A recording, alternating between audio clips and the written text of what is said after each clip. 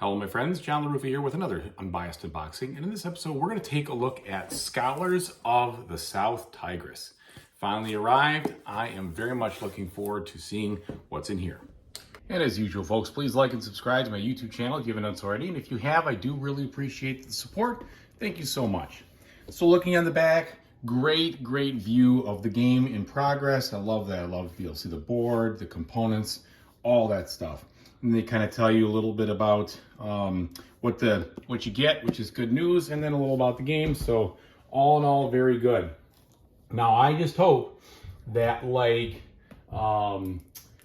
Wayfarers of the South Tigris, everything fits in this box with no issues, because we all know that some of these games, like Paladins, however you say it, of the West Kingdom, that one barely fits in the box, and that's kind of clunky. All right, so opening this up, nothing special there.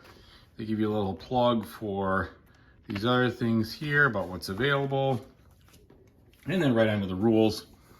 All right, so I have started reading the rules. I haven't finished them, and they're very similar in nature to the other rules of these that's been published from Graphical Games, so very much the same kind of thing. Now, I will say that I always have a little bit of a tough time with these rules, and I don't know why. I don't know why, and maybe it's the lack of examples, or just maybe it's the way it's laid out, but I usually have to read the rules a couple of times or figure it out. And as I'm going so far, this one is no exception. I feel like I am kind of thrust in and don't 100% follow what is really going on yet, but I'll manage. All right, so we've got these cloth bags here, which are okay. Nothing real special. They look like a medium to low quality, but they don't have any issues with frayed stuff, so they'll be all right. All right. Then we have this board here, which looks like you've got to punch something out. It does have a little bit of a warp on it, as a matter of fact, kind of like a saddle, side saddle. It's kind of up and down, so I don't know if that was just the way it was packed, but I'm not too keen on that. Then we have these I'm going to assume these are part of the player boards, or at least they are things that are going on top. I think these are just, yeah, four player boards here, because they all look identical. All right, so we've got 4 of those, and those look nice. Good quality there.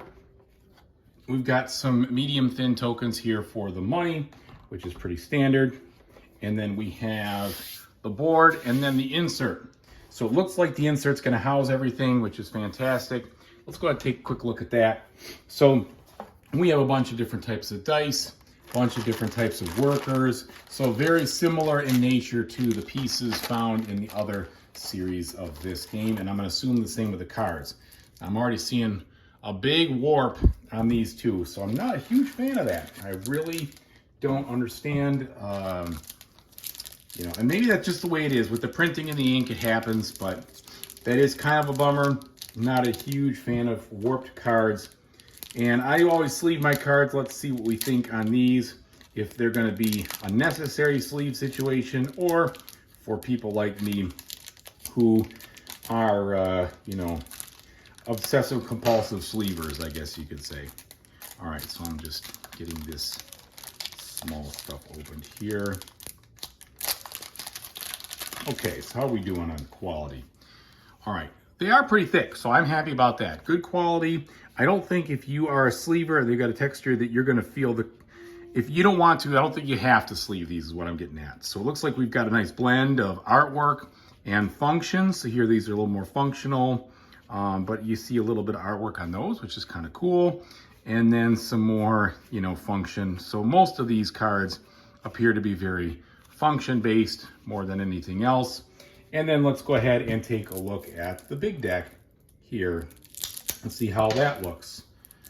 All right, so in that regard, we have,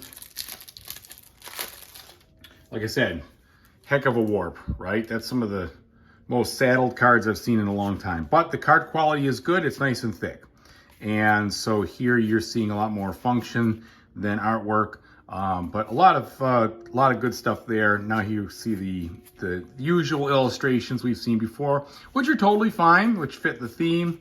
It looks a lot like the other graphical games in the series, so no real complaints there. They're fine. So that's about the size of it. Thanks so much for watching. I really appreciate it. And whatever you decide to play in the future, you know I really hope you have a fantastic time doing it. Take it easy, everybody. I almost forgot the board. The main event. Let's see. This is quite a large board here. All right. So there we go. Now this is colorful and it does look fun. No doubt about it. I know you're mixing colors in this game and everything, so it kind of goes with the theme, so to speak, but it does look like a good time right here in front of me. So interested to see how that all plays out and how that all looks. I know these are different types of tracks you go up on and other things that you're covering, etc. So again, very excited to try this one out, and we'll see how it plays. And when I do, you know I will let you know what I think. So thanks again, everybody. Take it easy.